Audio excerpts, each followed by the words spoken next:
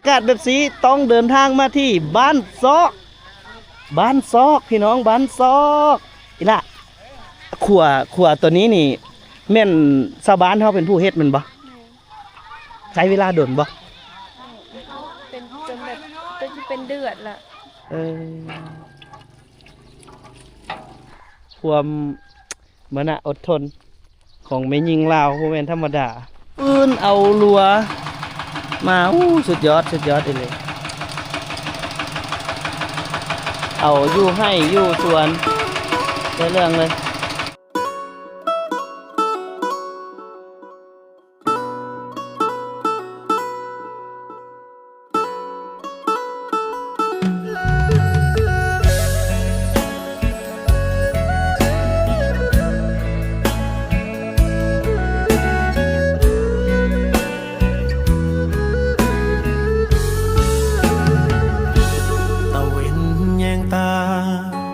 เวลา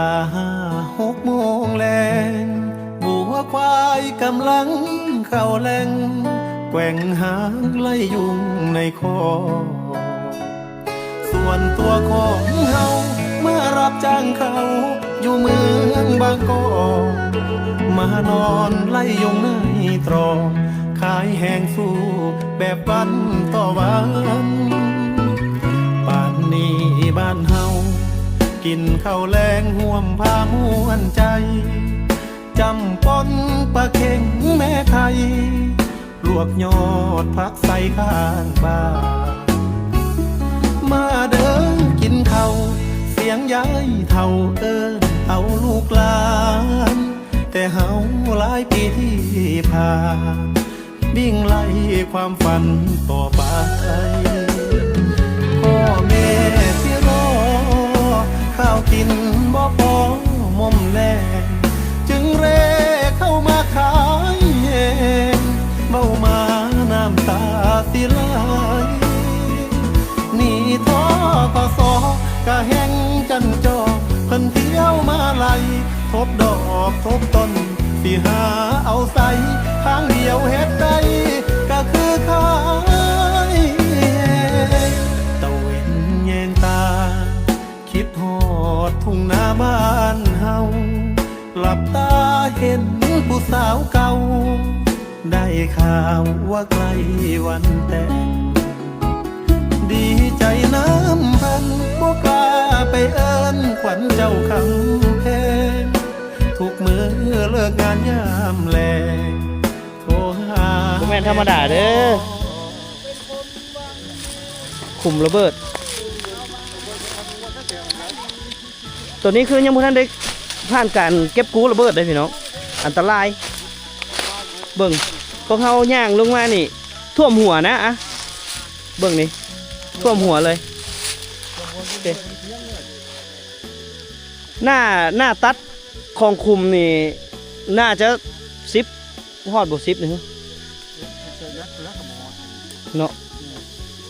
แล้วระบบอันน่ะ200 ปอนด์500 ปอนด์พุ่นบ่นี่อันนี้คือมันผ่านมาหลายปีแล้วได้พี่น้อง50-60 ปีแล้วได้นี่แต่ดินไม่ยักถมแล้วหลายขุมนี่แม่นหลายแห้งขนาดเลยพวกเขาเห็นนี่คือขุมเรียนขุมเลยแต่เพิ่นยักกันเข้ากองนี่เบิ่งดูมันคือเจได้รักหัวสอนเด้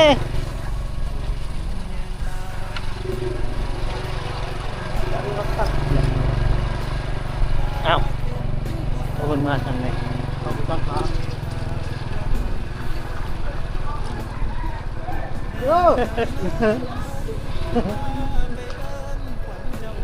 FC ไปยิงเขาจีเจ้าลายเขาเข้าเพิ่มด้วยเขามาเบิ้งว้าวยายนี่เฮ็ดฟืนเนาะว้าเราเอาง่ามมาขามมาเฮ็ดฟืนครับถึงแล้วฮอตแล้วเห็นน้อยเดียวขึ้นน้อยเดียวแล้วลงเลยโหคนอยากเบิ่งเฮง โอ้ยไปกวนให้องค์ให้อีกละบาทนี่ มันนี่ กำลังสงบซึกอยู่ พูดเนาะ หลังจากที่กลับมาฮะหลังจากที่พวกเขากลับมาแล้วเดี๋ยวพวกเขาสิย่างเลาะเบิ่งบ้านซอกพี่น้อง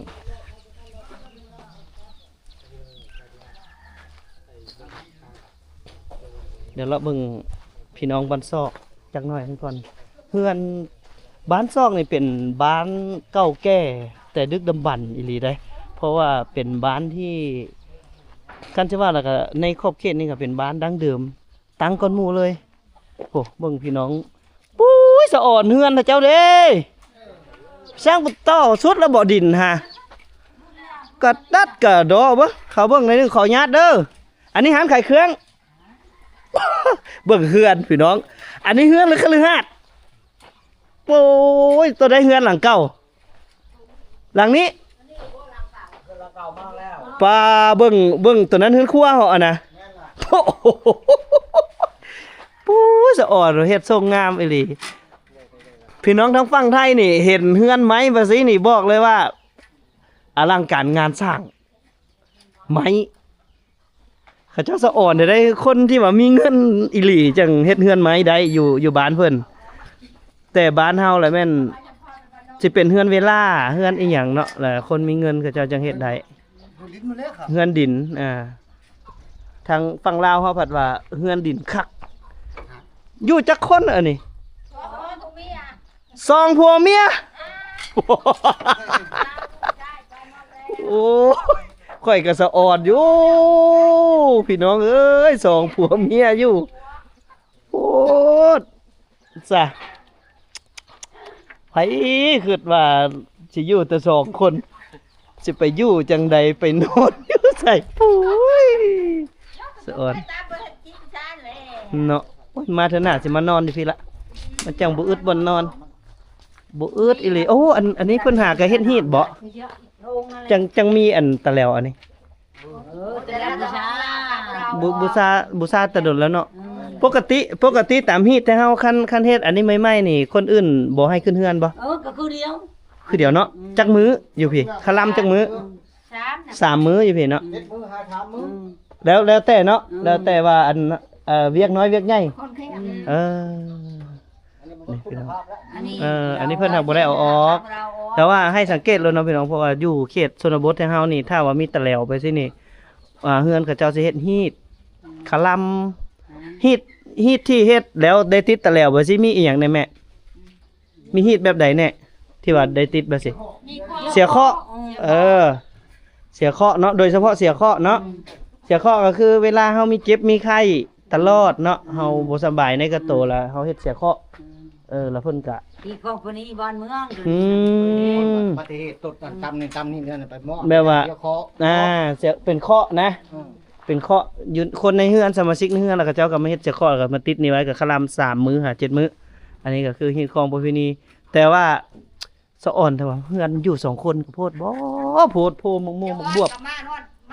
โอ้สิมานอนยามจักเถื่อก็มันจักจอมมันน่ะพี่น้อง1จอม2จอม3 4 5ไปราชการกับผัวไปบอลแต่ก่อนก็คือสิครอบครัวใหญ่สมควรเนาะแล้วเอาออกเฮือนเบิดเนาะลูกเต้าออกเฮือนดูยออกเฮือนเบิดล่ะพี่น้องเอ้ยสะอ่อนเลยใหญ่โตมโหฬาร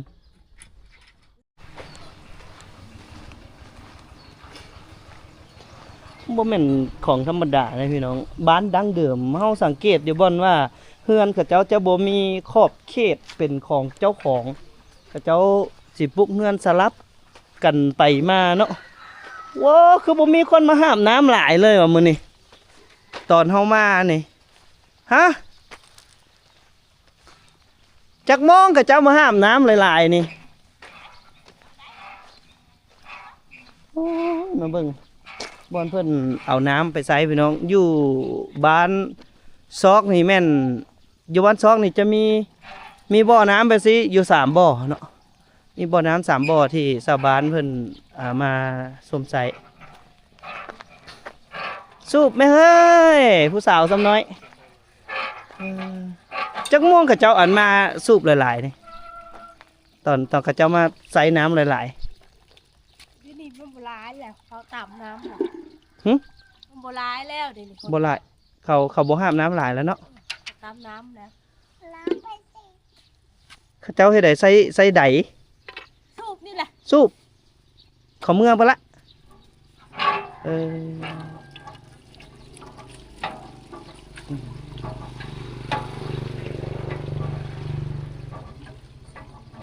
ปกตินี่คนจะมาเต้นอยู่จุดนี้เนาะอยู่บ้าน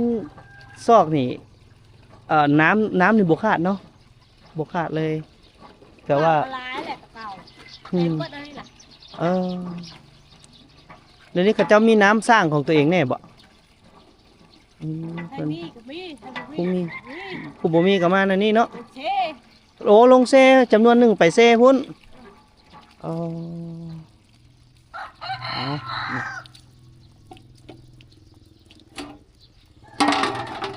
เอาคือสูบใส่หันอีกบ่ได้เอาเมื่อวันนี้ยังอาบน้ำก่อน มาอาบน้ำบ่นี่ FC เด้อ FC ผู้สาววันสอบสาวสมัยพอมาอาบน้ำแล้วจังได้หาบเมื่อพร้อมเนาะโอเค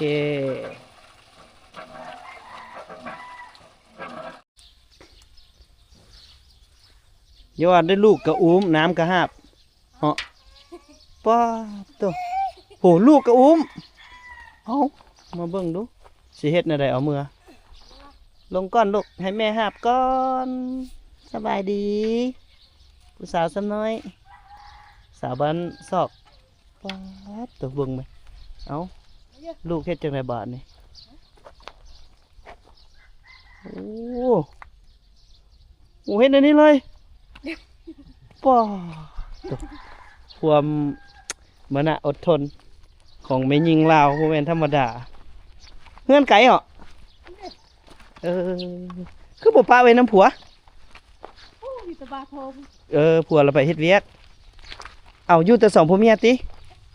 หมดแล้ว ปะน้ำหญ้าคือบ่ปะอยู่เฮือนเบ้โอ้แต่ติดแม่เนาะ ปู้เก่งแม่เจ้าหะเก่งแฮงบ่ธรรมดาพี่น้องเอ้ยถ้าเบิ่งเพิ่นเอาขึ้นคันไดเพิ่นสิเฮ็ดอะไรปะลูกสุดยอดแม่ยิงลาวแก่งส่ำใดสังเกตแล้วว่าแม่ยิงลาวแก่งส่ำใดเนาะเดี๋ยวพอเตียงคำสิให้พี่น้องเบิ่งจนฮอดเฮือนเพิ่นเลยนี่โอ้สุดยอดว้าวตกแบบนี้เลย ขึ้นแบบนี้เลย โอ้ยนี่ยิงแก่ง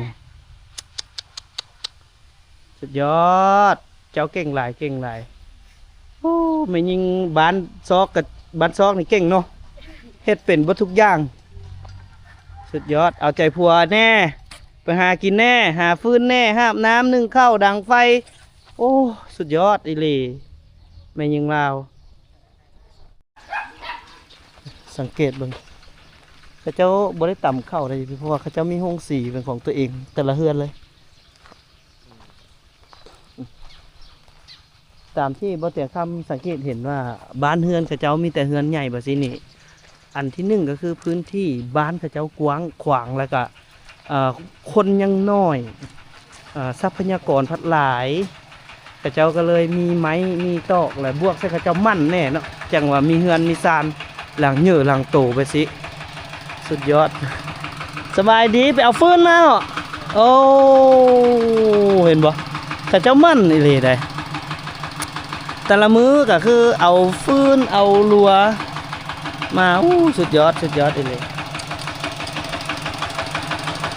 เอาอยู่ให้อยู่สวนได้เรื่องเลยโอ้ถอยไปไว้พุ่นเอาลงพุ่นไปเอาวิถีชีวิตของแต่ละคนต่างกันความสุขก็คือกันถ้าเขาอยู่ใส่แล้วมีความสุขอยู่ไปรถได้ยังกินแรงโว้มีแต่อาหารชั้นเลิศทั้งนั้นเลยทั้งสารทั้งป่าว้าอยู่บ้านเฮาบ่ได้กินแล้วพี่น้องเอ้ย แบบซีน่ะแต่ว่าธรรมชาติบ้านเพิ่นยังแบบอุดมสมบูรณ์แฮงนี่เห็นบ่เฮือน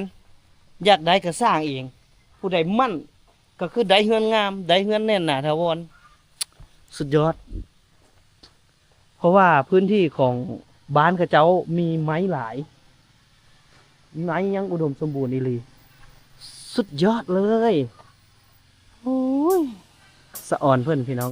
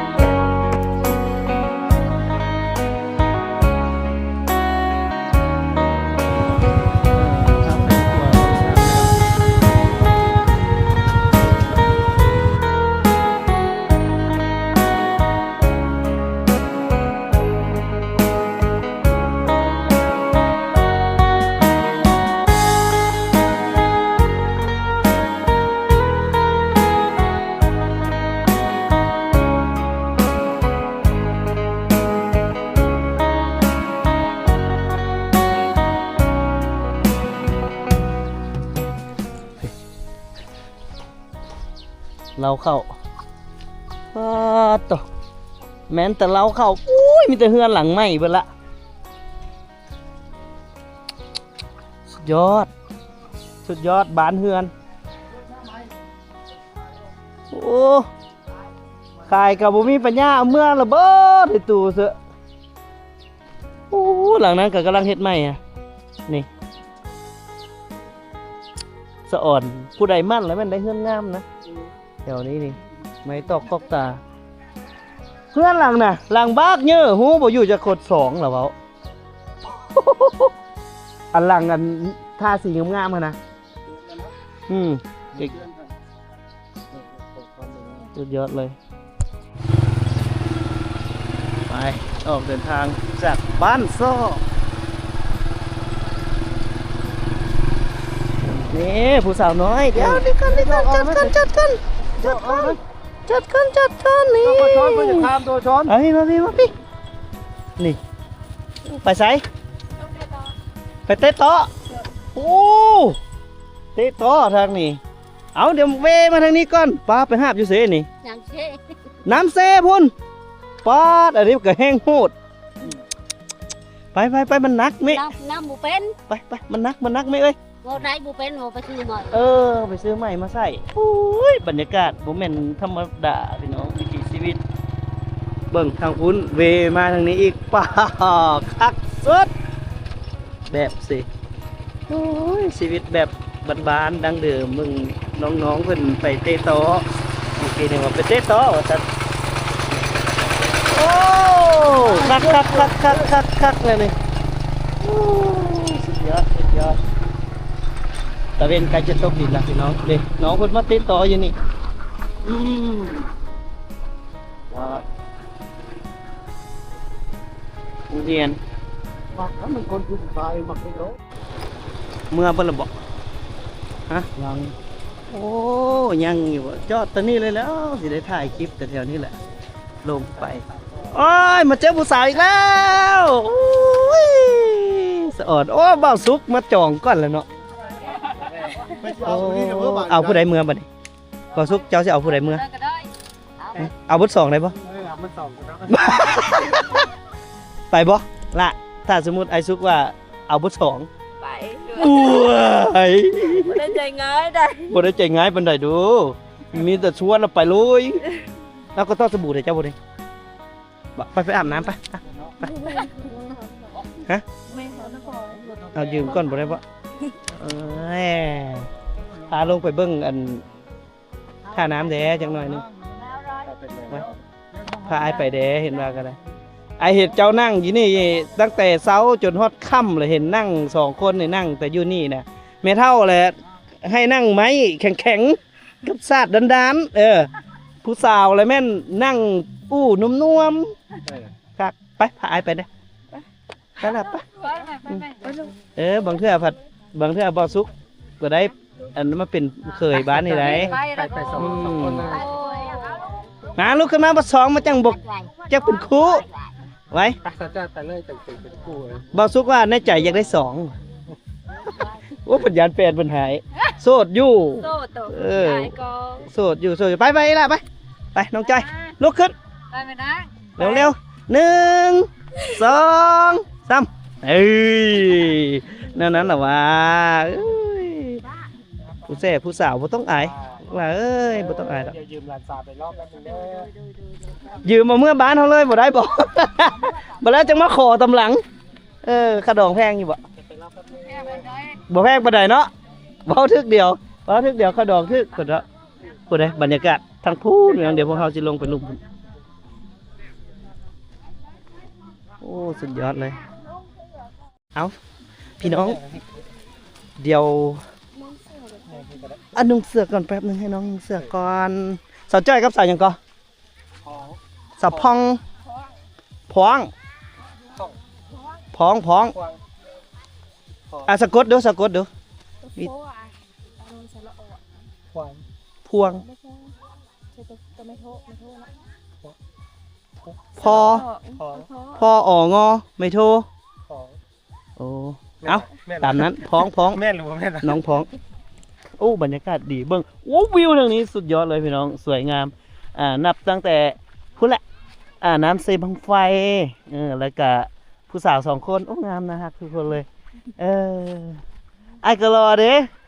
ตัวจริงไอ้คนหล่อเลย โอ้ยมันก็ต้องเว้าในนั้นล่ะบ่ปกติพวกน้องเคยมาอาบบ่น้ำอยู่จุนอาบคู่มือเลยโอ้คันผู้ใดมาอาบน้ำเซบังไฟแห่งนี้แม่นผิวจะงามหน้าตาจะใสแมันบ่ ผู้บ่าวก็สิหลายขึ้นหน่อยนึงเห็นบ่ โอ้ยพี่น้องเอาเดี๋ยวให้น้องๆเพิ่นพาลงไปเบิ่งหาดพี่น้อง คือคนหลาย โอ้เบิ่ง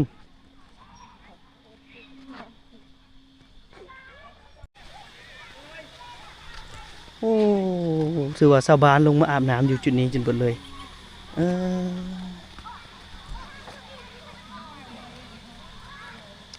สุดยอดนี่คือบรรยากาศภาพบรรยากาศวิถีชีวิตของพี่น้องชาวบ้านซอกโซนทางทิศเหนือเขาเจ้าก็สิลงมาอาบน้ำอยู่จุดนี้หลายขนาดเนาะเบิ่งขัวแห่งนี้ก็มีประโยชน์หลายขนาดที่เฮ็ดให้ชาวบ้านแล้วก็คนต่างถิ่นมาค้ามาขายขนผลิตภัณฑ์สินค้าจากบ้านของเขาเจ้าไปขายอยู่บ้านอื่นเนาะแต่ว่าถ้าเป็นรถบ้านอื่นนี่เดี๋ยวสิถามน้องเพิ่นก่อนว่าเพิ่นเอาเก็บจังไดโอ้คักมาส่งสังกะสี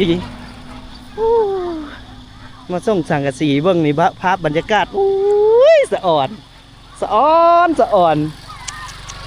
โอ้ยหาก็ได้เห็นภาพแบบสิหาเบิ่งบ่มีแล้วอยู่บ้านเฮาถ้าอยากเห็นภาพแบบสิอยากสัมผัสบรรยากาศแบบสิต้องเดินทางมาที่บ้านซอกพี่น้องบ้านซอกอีล่ะขัวตัวนี้นี่แม่นชาวบ้านเฮาเป็นผู้เฮ็ดมันบ่ใช้เวลาดนบ่ เป็นจนแบบจนที่เป็นเดือดละ เป็นเดือนจังสำเร็จ แม่นเพราะว่าบางหน่วยเขาก็เพื่อที่หามา แล้วขัวแห่งนี้นี่เก็บแต่คนบ้านอื่นแม่นบ่ที่มาบ้านกายมาแล้วขึ้นบ้านเฮาเนาะเป็นเคยเก็บบ่ เก็บคือเดียวพอ เคยก็เก็บโว้ยตายบ่ทุกโว้ยเป็นเคยก็เก็บบาทนี่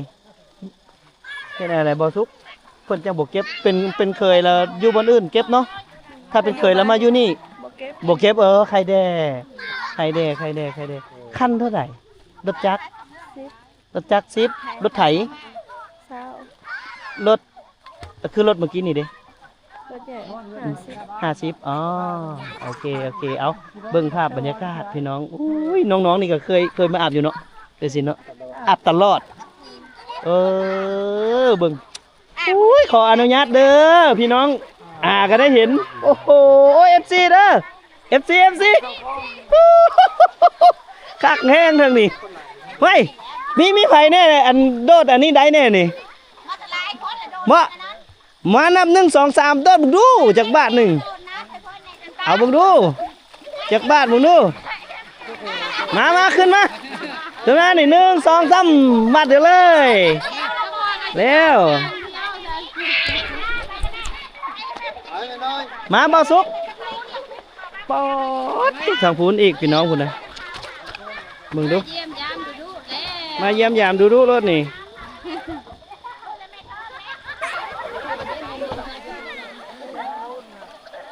ไปใกล้ๆกับเจ้า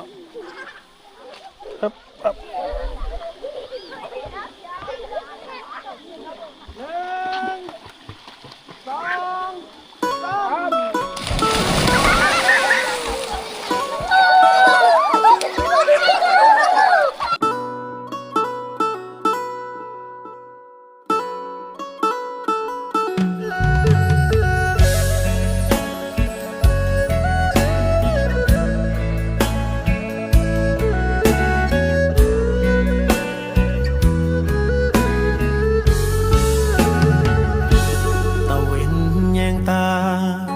เวลา6 โมงแลง